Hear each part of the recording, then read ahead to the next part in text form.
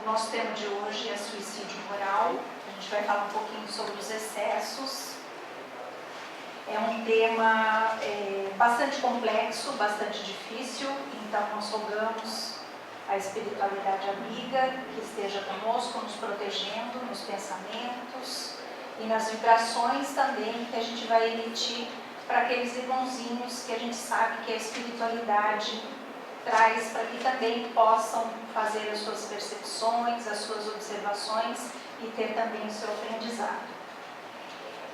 Eu vou primeiro pedir desculpa porque eu tenho muitos amigos aqui nessa casa que usam muito bem a tecnologia, mas como eu não tenho ainda essa capacidade, é uma das virtudes e das coisas que eu preciso desenvolver. Eu vim aqui com as minhas folhinhas para me lembrar das observações, tá? Espero que não seja incômodo isso, que não traga nenhum problema para a gente, tá bom? Mas eu vou aprender. Na próxima encarnação eu vou vir tranquilo.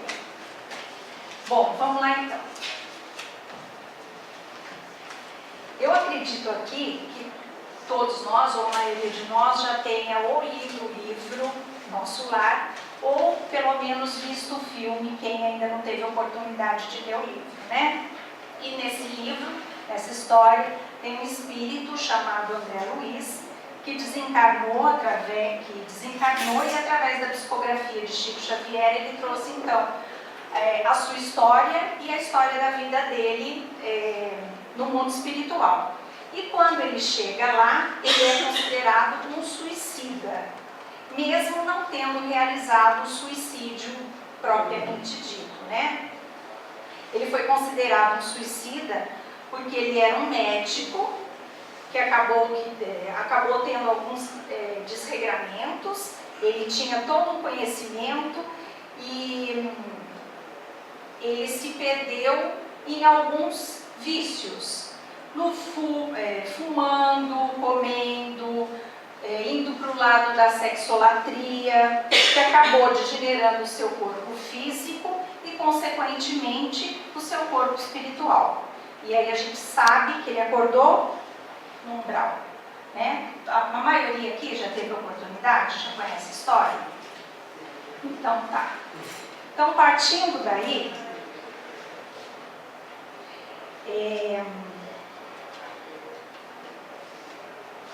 o suicídio moral, ele pode ser pessoal, que é a nossa responsabilidade única, depende de cada um de nós, mas ele também pode afetar outras pessoas, que acaba envolvendo uma outra série de fatores que acaba sendo uma responsabilidade muito maior.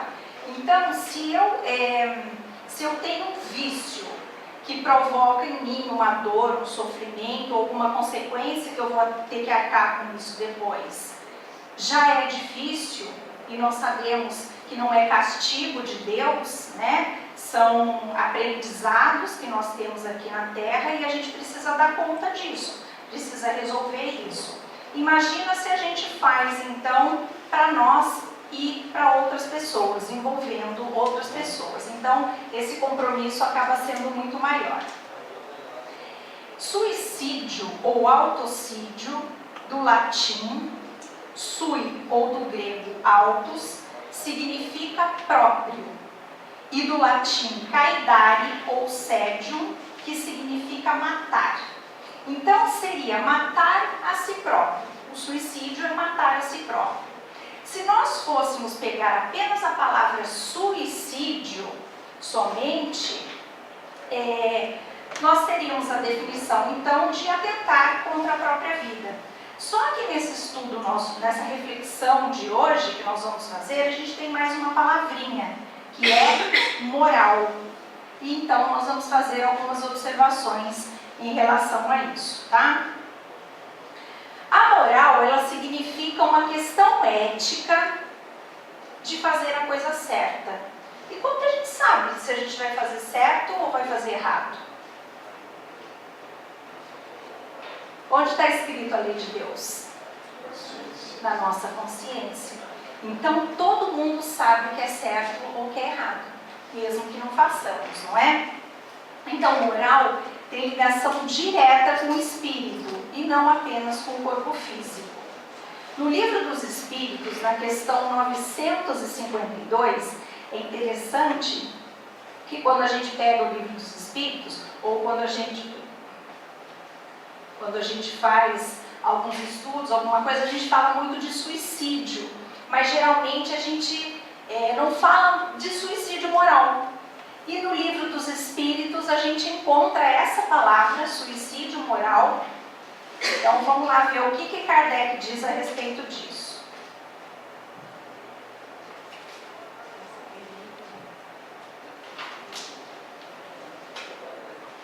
Eu demoro, mas eu me ajeito, tá? O homem que... Então Kardec pergunta para os espíritos, né? O homem que parece vítima do abuso de paixões que ele sabe dever apressar seu fim, mas as quais ele não tem mais o poder de resistir, porque o hábito fez delas verdadeiras necessidades físicas, comete um suicídio? E os espíritos respondem: é um suicídio moral. Não compreendeis que o homem é duplamente culpado nesse caso? Há nele falta de coragem e animalidade, e além disso, o esquecimento de Deus. Olha que coisa importante. E Kardec continua: é mais ou menos culpado que aquele que tira a vida por desespero, que é o suicídio propriamente dito, né, que a gente conhece. E os espíritos respondem. Olha que dureza, gente. É mais culpado porque tem tempo de raciocinar o seu suicídio. No que o faz instantaneamente, não há algumas vezes uma espécie de descaminho ligado à loucura. O outro, que é o que comete suicídio moral, será muito mais punido, porque as penas são sempre proporcionais à consciência que se tem das faltas cometidas. Então, olha o comprometimento de cada um de nós diante dessas observações de Kardec, né? Ou seja, quando ele faz esse questionamento e quando os espíritos respondem que é um suicídio moral, o Kardec ele pergunta se o abuso das paixões terrenas, que são os excessos, que são os vícios que nós cometemos, porque quando a gente fala em vício, a gente pensa nas drogas, em algumas coisas mais específicas, mas a gente esquece da alimentação, né? Esquece da bebida, dos medicamentos, o fumo, os tóxicos em geral, o consumismo exagerado, a sexolatria. Então, o Kardec pergunta, tudo isso que eu cometo, que nós cometemos em excesso, é considerado suicídio moral? E os espíritos respondem que sim, inclusive a falta de fé. Olha que coisa interessante, a gente nunca pensou nisso, né? A falta de fé também chega a ser um suicídio moral, porque a gente mata a oportunidade que a gente tem de acreditar num Deus tão maravilhoso, tão misericordioso, que a gente acaba também cometendo o suicídio moral.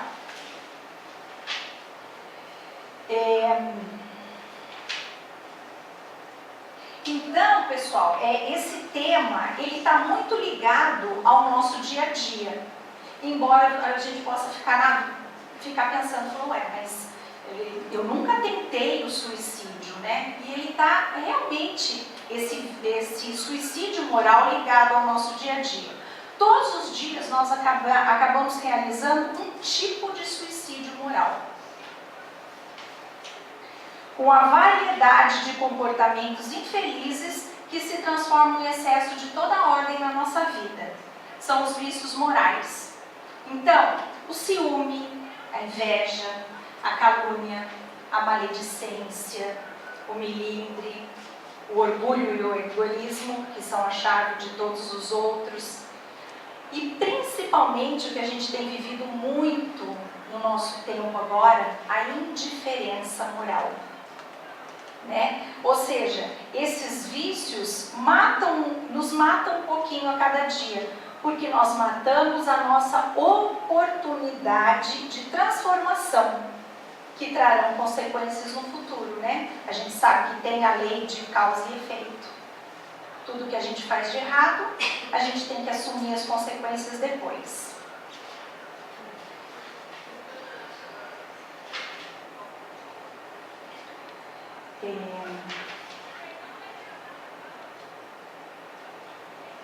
Tudo na nossa vida, quando a gente fala de excessos, então a gente precisa perceber que tudo na nossa vida precisa de equilíbrio. Se a gente observar o líquido que a cobra produz, a gente percebe que na medida justa ela cura, é remédio. Em excesso, ela é veneno, mata. Então assim também são esses vícios que nos levam a esse suicídio moral. E aí a gente fica perguntando, mas por que será que a gente está falando, pensando em tudo isso, se o Espiritismo sempre fala que não cobra nada de ninguém? Se cada um é livre para fazer o que quer, o que pensa, da forma que acha melhor. O Espiritismo realmente, ele não proíbe nada, porque nós temos o livre-arbítrio. E como dizia Paulo de Tarso, né? Tudo me é lícito, mas nem tudo me convém. E por que será que nem tudo convém para a gente, se tudo é permitido? Porque nós ainda não temos o equilíbrio necessário para essas atitudes. Se nós tivéssemos equilíbrio, porque nós estamos aqui na Terra porque somos imperfeitos, né? Então nós não temos ainda o equilíbrio para isso. No capítulo 9 do Evangelho segundo o Espiritismo tem um título: Bem-aventurados os brandos e pacíficos.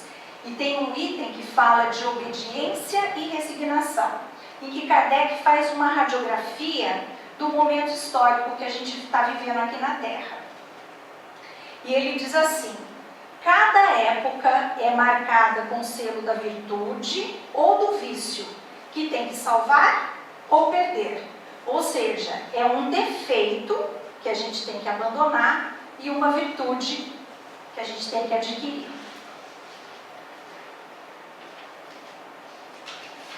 A virtude da nossa geração é a atividade intelectual. Eu ainda não consegui, né, gente? Porque na parte tecnológica ainda estou devendo bastante. Mas na maioria das pessoas é a atividade intelectual. E o nosso vício da nossa época é principalmente a indiferença moral. E o vício, por Kardec, a palavra vício, é usada para definir o que é defeito em nossos dias. Então Kardec pergunta para os espíritos: por que quando nós analisamos a história humana, nós temos a impressão de que, ao menos do ponto de vista moral, ao invés de avançar, a gente recua? Porque a gente realmente percebe, né? A tecnologia, a medicina, a ciência, tudo isso está avançando. As crianças já nascem mexendo em celular, sabendo usar aparelhos aí que eu nem sei o nome, né? Mas moralmente é que é a grande questão. E os espíritos respondem: engana-se.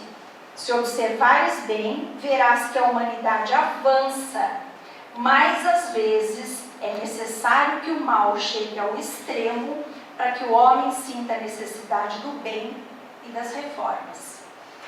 Às vezes é necessário que o mal chegue ao extremo para que o homem sinta a necessidade do bem e das reformas. E daí, vocês acham que chegou esse tempo? Chegou, né? Tem uma história, deixa eu achar aqui a história do Chico.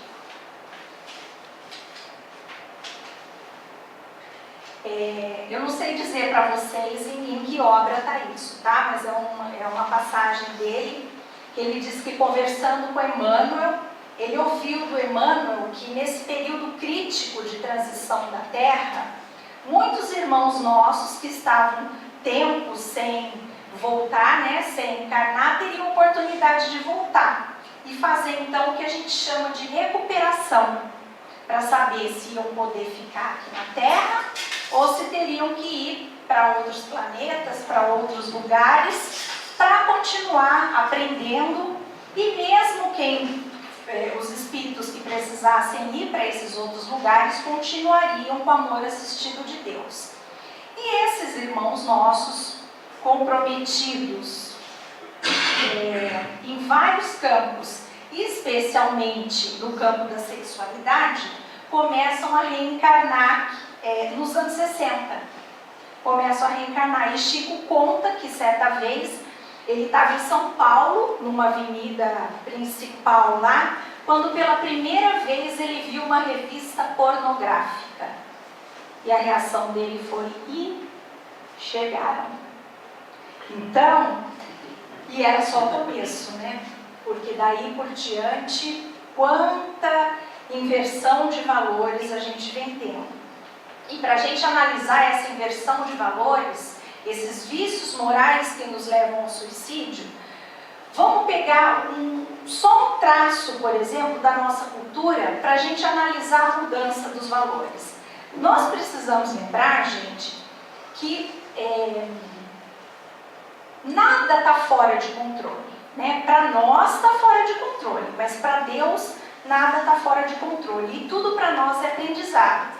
Mas para a gente ver essas mudanças e essa inversão de valores, que a gente precisa voltar a buscar isso e conquistar essa transformação, vamos pegar, por exemplo, um dos traços de cultura que pautam os valores da nossa vida. Dos anos 70 para cá, a música que definia a infância, por exemplo, era assim, muita gente deve conhecer: marmelada de banana, bananada de goiaba, goiabada de marmelo, sítio do pica-pau amarelo.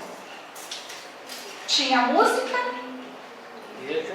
tinha letra, tinha poesia, autor Gilberto Gil. Depois veio uma música que definiu o início da programação infantil e da pré-adolescência. Inclusive, muita gente foi apaixonada aí por Simone, né? Que dizia: depende de nós, quem já foi ou ainda é criança, que acredita ou tem esperança, quem faz tudo para um mundo melhor. E aí vai, depende de nós. Tem letra, tem música, tem melodia, tudo estava indo muito bem. Até que nos anos 80 para os anos 90, no mercado fonográfico infantil aqui no Brasil, entra um fenômeno, cuja música, tema desse fenômeno, tem uma profundidade poética que talvez vocês possam me ajudar a interpretar, que diz assim: Hilari, Hilari, Hilarie, o. Tem poesia? Tem melodia? Começa então a geração das músicas que não dizem nada. Ai, ai, ai, ai, o. E assim vai. Porque depois estava até muito bom, né? Aí depois a coisa começou a descer na boquinha da garrafa e não parou mais. Então, quando a gente pensa que nós somos capazes de superar a capacidade de ser pornográficos, de colocar o papel da mulher de forma chula, de defender a ideia de traição, da vulnerabilidade, da desconstrução familiar, nós ainda conseguimos ir mais além, né? Conseguimos ser mais baixos ainda, e é um tempo de crise em que a gente fica muito vulnerável.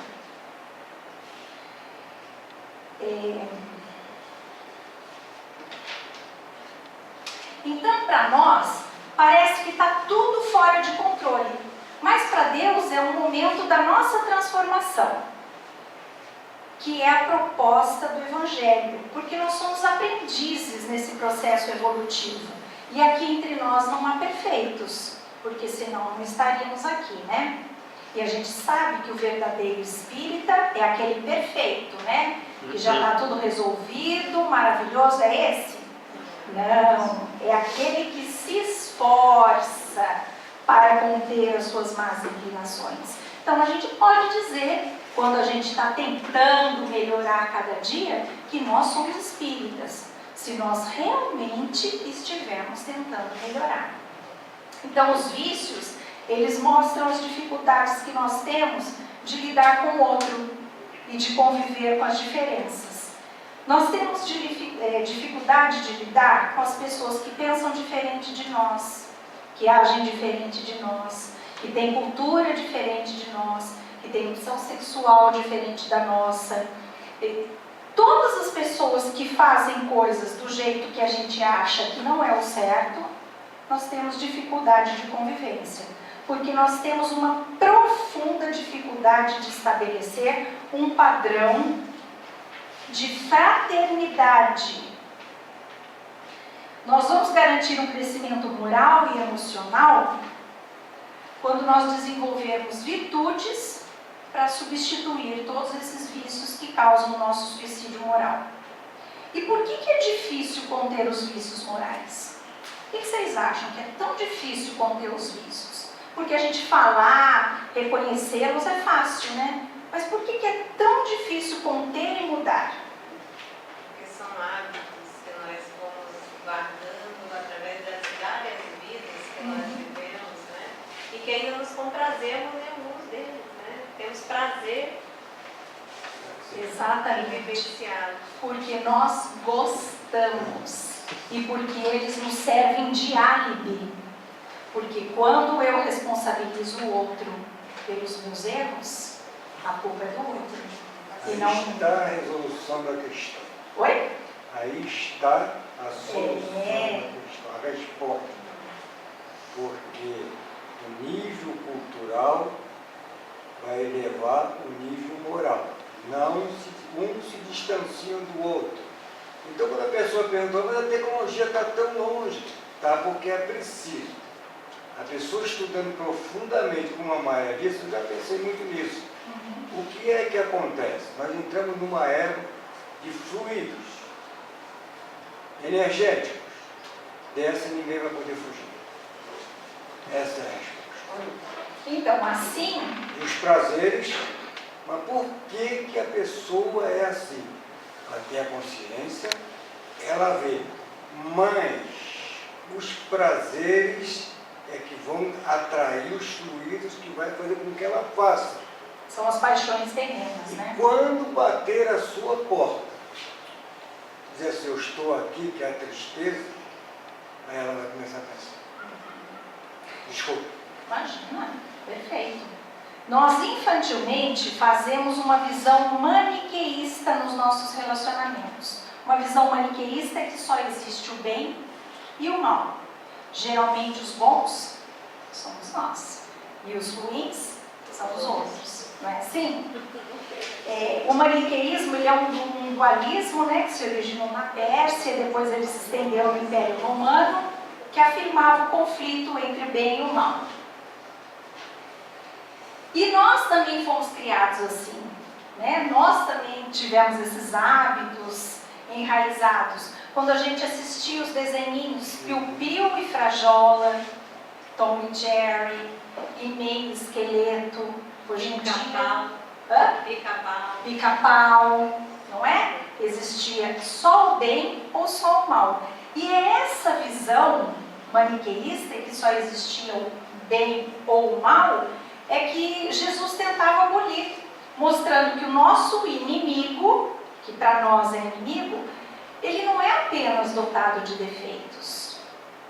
Assim como as pessoas que nós amamos também não são só dotadas de virtudes. Todos nós temos defeitos e virtudes. Aí já começa a dar uma melhoradinha, né? Já dá um alívio. Por isso ele pediu que nós perdoássemos os nossos inimigos. Esse perdoar não é esquecer o que o outro fez. né? Isso é amnésia, é Alzheimer. Perdoar é você não guardar a mágoa dentro de você. Quando você guarda a mágoa, guarda o ressentimento, é como se você colocasse uma coisa podre dentro de um pote e cada vez que você se lembra daquilo, você vai contar para alguém, você abre aquele pote com aquela coisa podre e aí você sente de novo todo aquele sofrimento, toda aquela dor. Então, essa visão maniqueísta é que faz a gente ver aqueles que não pensam como nós, como inimigos, e manifestar neles todos os nossos vícios morais, cometendo então o suicídio moral, de todas as formas e de todos os excessos. Porque quando a gente diz excesso, porque às vezes a gente consegue controlar isso, né? Quando a gente começa a realmente ter a vontade de aproveitar essa oportunidade bendita que Deus nos deu, a gente começa a controlar e começa a fazer esse exercício. Então ela precisa ver o objetivo dessa contenção. É por isso que diz que está na nossa mente, né? Jesus muito claro. Conheça-te a verdade e a verdade vos libertará. Instruí-vos.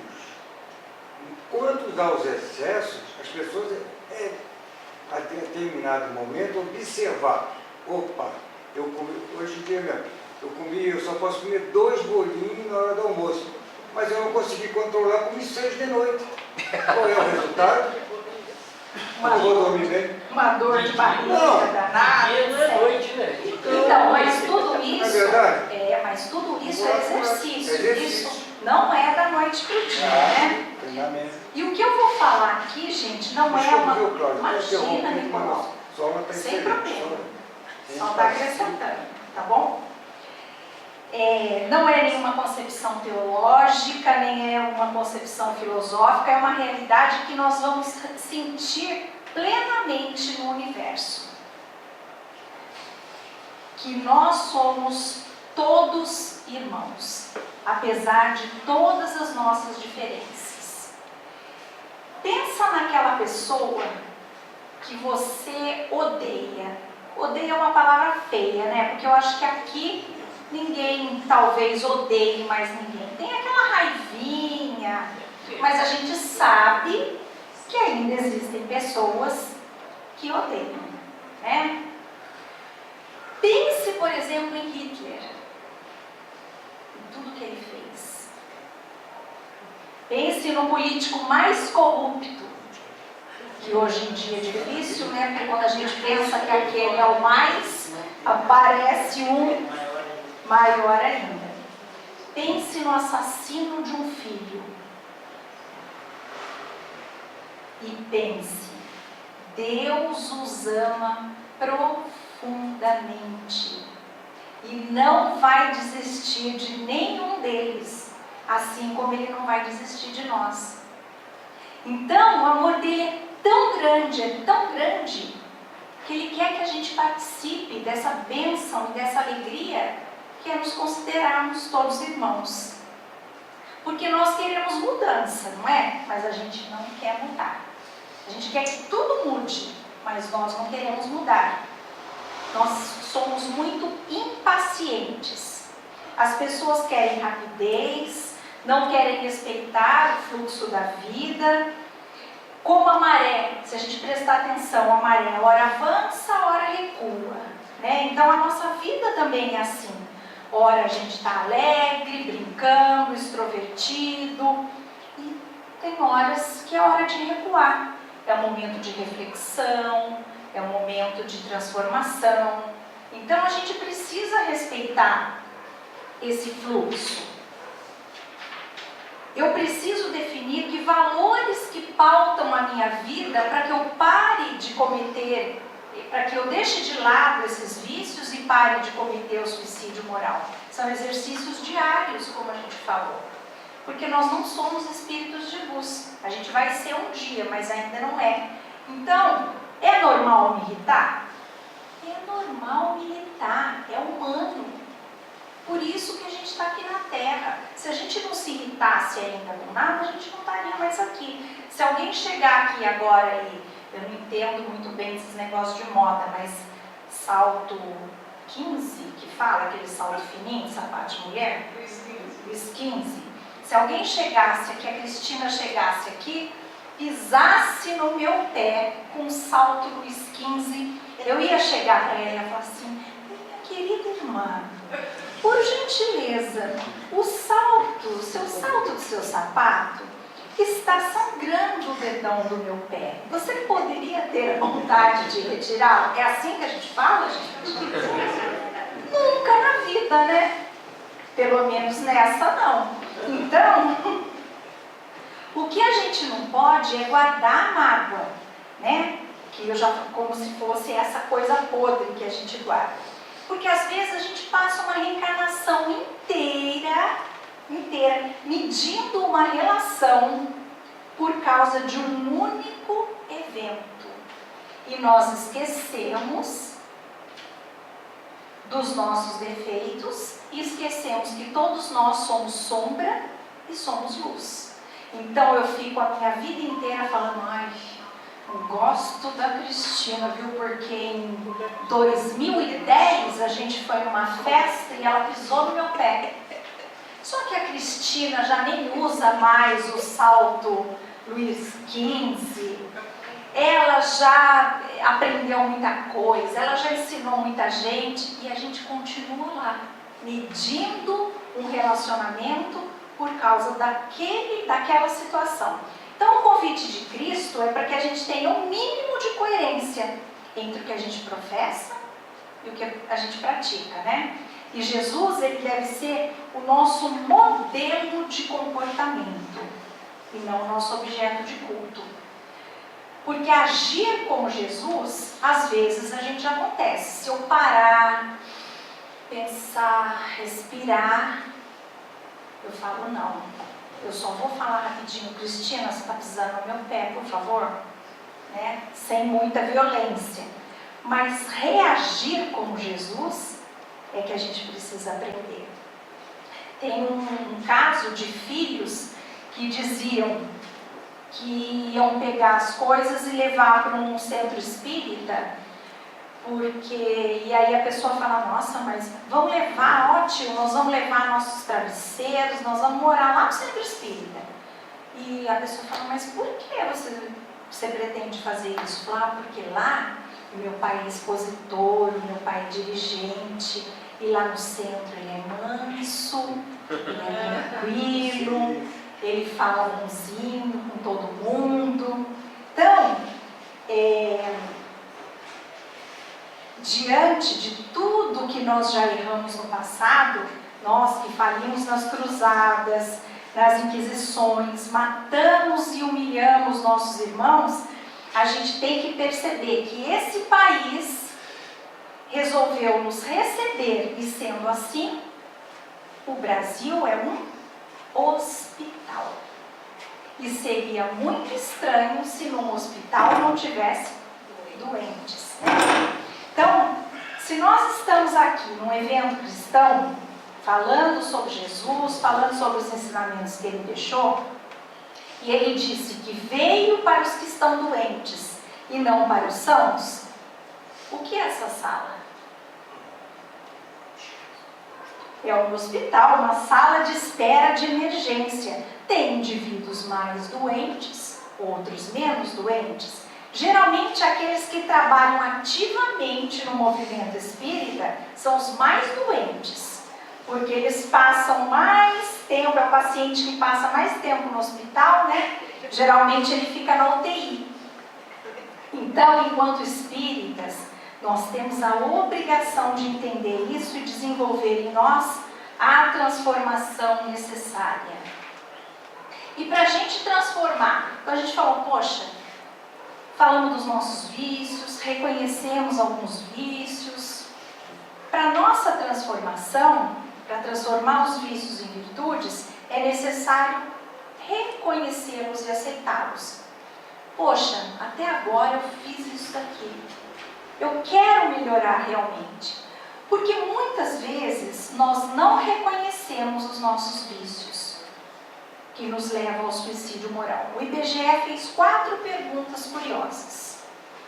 Primeira, você é racista? Mais de 90% das pessoas entrevistadas disseram não. Segunda pergunta, o Brasil é um país racista? Menino, muito. O povo aqui é racista, é preconceituoso, ninguém respeita ninguém. Terceira pergunta, você inveja? De jeito nenhum. Que é meu, que é do outro. Quarta pergunta, você é invejado? Criatura, não posso ter nada. É irmão, é cunhado, é sogra, é sogro, é colega de trabalho. Todo mundo quer ter igual eu tenho. Ao final da pesquisa, identificou-se ou diagnosticou-se uma esquizofrenia nacional. O Brasil era um país cheio de racistas invejosos, mas ninguém que respondeu as perguntas era. Estranho, né? Tem um outro caso também de eu não sei se vocês já ouviram falar, tem um psicólogo que está na mídia e tem aparecido bastante na internet, feito congressos e palestras junto com o Haroldo Dutra e com o Divaldo Franco. Ele se chama Rossandro Klinger. Ele é um psicólogo, escritor, e ele é espírita. E ele conta como a gente julga e aponta o dedo para o nosso próximo e esquece dos nossos defeitos, né? Achando que nós somos sempre os certos. Então, numa exposição de Charles Darwin em São Paulo, que teve no MASP, eles pegaram todos os escritos dele, o escritório, remontaram a casa dele, inclusive o que ele via pela janela da casa dele e o diário de bordo, que nos lugares onde ele passava, ele escrevia o que ele achava a respeito daquele povo. E esse psicólogo foi então com a mulher ver essa exposição e animado ele foi ver. Nossa, deixa eu ver o que escreveram lá do meu país, né? E Charles Darwin começa assim: hoje deixo o Brasil, graças a Deus. E ele fica irritadíssimo. Ele fala, como é que pode falar isso do meu país? Vem aqui, fica aqui e ainda quer falar mal? E a mulher dele fala, calma, não julgue, não critique antes de ver até o final. Por que ele falou isso? Hoje deixo o Brasil, graças a Deus. Espero nunca mais ter que voltar a um país escravocrata. Nas casas onde eu morei, no Rio de Janeiro e Recife, as pessoas tinham prego para todos os dias esfolar o dedo dos escravos. Essas pessoas eram tão humilhadas e aviltadas que nem o mais rude dos animais da savana suportaria tanta dor. Certa feita, no Rio de Janeiro, uma criança de 12 anos foi espancada quase até a morte, só porque me ofereceu um copo de água que não estava devidamente limpo. E tudo isso, todas essas coisas, eram feitas por homens e mulheres que iam para suas igrejas e diziam que amavam a Deus sobre todas as coisas e ao próximo como a si mesmo. Hoje o Brasil não é mais assim, né, gente? Hoje nós não temos mais escravidão. Será que nós já deixamos de lado os nossos vícios, a nossa indiferença moral, que é um dos principais deles? Talvez hoje ele dissesse assim: hoje eu deixo o Brasil, graças a Deus. Nesse país, a classe média pega seus filhos confortavelmente em seus carros e leva para o balé, para o shopping, para a natação, para o tênis. E no meio do caminho eles encontram crianças vendendo balas, fazendo malabarismo, limpando o para-brisa dos carros, e são consideradas apenas uma incômoda paisagem urbana. e nada sobre a vida delas é feito. Mas no final de semana, ou num dia específico da semana, espíritas, católicos, mórmons, budistas, vão para suas congregações de fé e dizem, batendo no peito, que amam a Deus sobre todas as coisas e ao próximo como a si mesmo. No dia da eleição, a gente fica muito irritado porque a imprensa diz que o povo brasileiro vai à urna para escolher os seus representantes. E a gente fica muito irritado com isso, né? Porque nós não concordamos com o comportamento desses políticos corruptos. Será que o comportamento deles vem de acordo com o que a gente é como cidadão brasileiro? Claro que não, né, gente? Porque nós não temos vícios, porque nós somos, ou nos dizemos ser melhores do que os outros, apontamos o dedo para o nosso próximo. Porque aqui nenhum de nós nunca comprou nem compra DVD pirata. Nenhum de nós nunca parou ou para em fila dupla para deixar o filho na escola. Nenhum de nós dá uma parada nem um minutinho num lugar proibido. Porque nenhum de nós andamos fora da velocidade permitida, né? Ou a gente presta atenção só quando tem um radar. Porque nunca nós levamos vantagem em nenhuma situação que deveria favorecer justamente outra pessoa. Porque se a gente formar uma fila aqui agora, para a gente projetar os nossos conteúdos dos grupos de WhatsApp e Facebook, só vai aparecer coisa luminosa.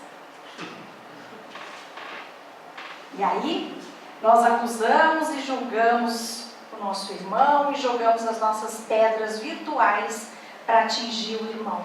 Mas nós esquecemos dos nossos vícios, que nos matam um pouquinho a cada dia.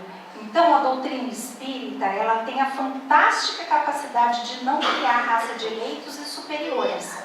Todos nós somos sombra e somos luz. Nós precisamos, então, aceitar o convite de Jesus. E aí a gente pensa. Então, até agora, eu estava agarrado a todos esses vícios. Mas eu realmente quero mudar. É perder tempo para essa mudança. Eu me culpar ou eu me justificar. Porque se nós ainda sofremos, não é por causa do que nós fizemos de errado no passado. Vocês acreditam nisso? Mas não é, o Espiritismo não estuda que a gente sofre as consequências? Sabe por que não é? Se nós sofremos, é pelo que nós continuamos a fazer de errado. Né? Joana de Ângeles, ela nos propõe trocar a culpa pela responsabilidade. O Espiritismo, ele não prega uma resignação ao amor. Eu vou sofrer porque é a vontade de Deus. Não, a vontade de Deus é a nossa felicidade, não é o nosso sofrimento. Então é por isso que a gente precisa aprender e aceitar esse convite, né? No processo de cura, trocar a culpa pela responsabilidade. E o convite mais fantástico no processo de cura é o convite de perdoar-se, para uma mente focada no que tem que mudar e não no que foi feito. Porque a paralisia da culpa, ela nos gera um estado depressor muito grande, que muitas vezes nos tira dessa vida corpórea pelo meio do suicídio. Nós temos então um exemplo de Paulo de Tarso, que quando ele era Saulo, a gente conhece Paulo de Tarso como o... Mas enquanto ele era Saulo, ele é doutor da lei. perseguidor de cristãos. Só que a gente falar doutor da lei, perseguidor dos cristãos, é ser politicamente correto, é ser brando, é ser pacífico. Porque, na verdade, ele era um assassino, ele era um burguês que usou seu poder e a sua influência para perseguir e matar quem já tinha reconhecido o mestre e já o seguiam. Então, na estrada de Damasco, ele entra num choque momentâneo por não ter reconhecido o Messias, e quando Jesus chega para ele, o que ele faz? O primeiro movimento, ele se culpa. Ai, eu não mereço, Senhor, eu sou um ignorante, eu te esperei a vida inteira. Ele se vitimiza? Não. Ele se justifica, como a gente faz quando a gente não quer mudar? Ah, meu filho, não mudei porque eu não parei de beber, porque aí eu fui na casa não sei de quem, eles também estavam bebendo, eu também quis. Ah, eu não parei de fumar, porque... E assim com todas as nossas, né, sempre culpando as outras pessoas. Não, ele perguntou, Senhor, que queres que eu faça? E é por isso que nós devemos falar dos nossos vícios morais sem ofensa, sem medo, e seguir daqui por diante. Porque enquanto nós ficarmos justificando os nossos erros através dos vícios, nós seremos sempre os coitados que não acontecemos por causa dos outros. E cometeremos sempre o suicídio moral. Numa sociedade como a nossa em crise, em que se tem uma tendência muito grande de preponderar a divulgação do mal, a sensação de depressão é muito grande. Então, a sociedade que a gente vive, ela tem uma tentativa de esvaziamento de todos nós, da nossa identidade. Todos os dias a gente vê, através da mídia, que as pessoas dizendo, ou a mídia dizendo, que nós somos incapazes, que nós somos feios, que nós não temos a cor da pele certa, que nós não temos os olhos do jeito que tem que ser, que nós não temos a altura certa, que nós não temos o peso certo, dando profunda sensação de inferioridade e fazendo com que eu acabe despertando mais esses vícios morais que me levam ao suicídio. Que eu inveje, que eu maldiga, que eu critique sem trazer soluções, porque a crítica é importante, uma crítica que construa, que traga aprendizado, que traga mudanças boas. O que eu não posso é criticar e não fazer nada, e não trazer nenhuma ideia, não trazer nenhuma solução, não é? E nós terminamos escutando essas coisas que a mídia nos diz. Que a gente é feio, que a gente é burro, que a gente não consegue fazer nada, que nós somos incapazes, mesmo porque nós lembramos dos nossos irmãozinhos, né, desencarnados, que também, por causa do estágio que estão passando, acabam se comprazendo com tudo isso e nos influenciando. Então é a seleção do que entra em nós, do que entra em mim, do que eu vivencio, que vai definir se eu sou ou não um candidato à depressão, um candidato ao suicídio, porque o suicídio moral é matar a oportunidade de aprendizado e de evolução. Então, como nós falamos, né, do traço de cultura da música, a gente tem que pensar assim, o mundo diz, você não vale nada. Mas Jesus diz, mas eu gosto de você, eu amo você, você é muito importante para mim. Porque não existe condição para o amor de Deus. Deus não nos ama se nós formos desse jeito, se eu fizer isso, se eu tiver esse comportamento. Ele nos ama apesar das nossas imperfeições, da nossa incapacidade, dos nossos vícios. Ele nos ama e nos dá sempre novas chances. É ouvir e sentir tudo isso e dizer, eu sei das minhas imperfeições, mas o amor de Deus me possibilita o resgate. Porque nós estamos aqui pela misericórdia de um Pai que me ama tanto, que ama tanto a cada um de nós, que Ele nem nos faz lembrar do mal que nós fizemos. Que Ele nos coloca, muitas vezes, na família do algoz ou da vítima, para que a gente aprenda a transformar ódio em amor. Por isso, eu não vou escutar essa trama que diz que eu só tenho defeitos, só tenho vícios. Eu vou me concentrar no processo sereno de auto-perdão e de descobrimento. Então, a angústia humana é muito grande quando a gente se compara com as pessoas. Peraí, está faltando um papel aqui, pessoal. Achei. Então, eu não posso desperdiçar, nós não podemos desperdiçar a oportunidade, essa oportunidade de reencarnação. Eu quero mudança, eu quero ser melhor, eu quero crescer, apesar das dificuldades que nós ainda vamos ter, e todos nós sabemos. Mas Deus está conosco, Jesus está no leme, e a caminhada, apesar de ser difícil, ela pode ser mais leve, pode ser mais suave. Então, se antigamente nós tínhamos aquela música da vítima, que com todo respeito ao cantor e ao compositor que dizia: quando eu fui ferido, vi tudo mudar, das verdades que eu sabia, só sobraram restos que eu não esqueci. Toda aquela paz que eu tinha, eu que tinha tudo, hoje estou mudo, estou mudado, e é só lamentação, né? Só lamentação e tristeza. Vamos transformar isso, gente.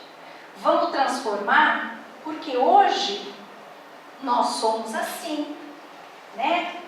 Hoje nós temos que transformar essa música de vítima para a música do otimismo, da confiança, da fé. Porque eu já fiz muita coisa errada, mas hoje eu ando devagar, porque já tive pressa e levo esse sorriso. Pode cantar. Porque já chorei demais. Hoje me sinto mais forte, mais feliz, quem sabe, e só levo a certeza de que muito pouco eu sei, que nada sei. Conhecer as manhas e as manhãs, o sabor das massas e das maçãs. É preciso amor para poder pulsar, é preciso paz para poder sorrir, é preciso a chuva para florir. Penso que cumprir a vida seja simplesmente compreender a marcha e ir tocando em frente.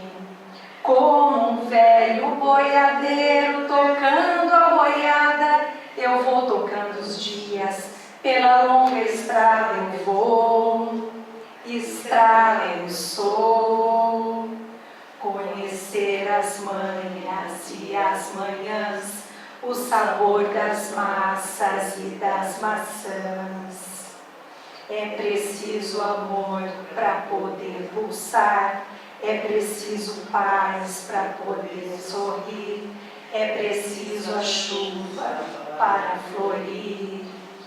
Todo mundo ama um dia, todo mundo chora, um dia a gente chega, no outro vai embora.